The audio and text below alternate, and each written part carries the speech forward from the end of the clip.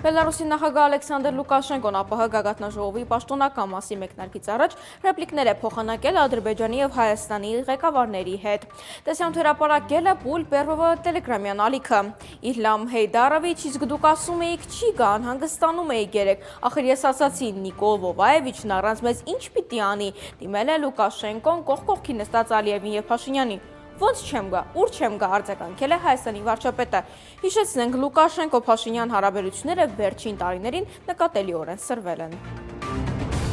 Հատուկ ռազմական գործողության գոտում զոհվել է ԱԺ Հայաստան խմբակցության պատգամավոր Արմենուհի Գյուրեղյանի 28-ամյա որդին։ Գյուրեղյանի որդին զինվորական բժիշկ էր, տարիներ առաջ բնակություն հաստատել Ռուսաստանի Դաշնությունում։ Նա զոհվել է օգոստոսի սկզբներին, սակայն դեպքից շուրջ 2 ամիս անց է միայն հնարավոր եղել նրա դիակը դուրս բերել ռազմի դաշտից և տեղափոխել Հայաստան։ Այսօր հայրենի Վանաձորում տեղի կունենա Գյուրեղյանի որդու և հոգեհանգստի և ուղարկավորության արարողությունները։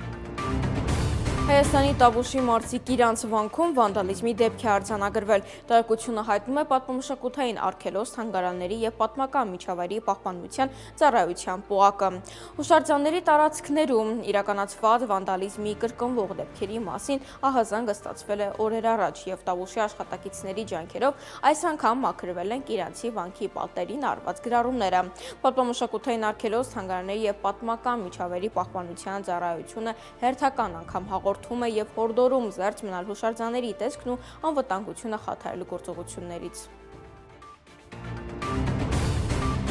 Նուբարաշենի աղբավայրում այս պահին 27 փրկարար է աշխատում, հայտնում է ՆԳՆ-ից։ Աղբավայրում հրդեհ է բռնկվել, Երևանի տարբեր հատվածներից երևում է աղբավայրից բարձրացող ծխի մեծ ամպը։ Այս մասին ահազանգը ստացվել է հոկտեմբերի 9-ին ժամը 23:53-ին։ Դեպքի վայր է մեկնել Հրշեջ փրկարարական ջոկատներից 6 մարտական հաշվարկ։ Ավելի վաղ Երևանի քաղաքապետարանից տեղեկացրել էին, որ հրդեհի հիմնական օջախը մարվել է։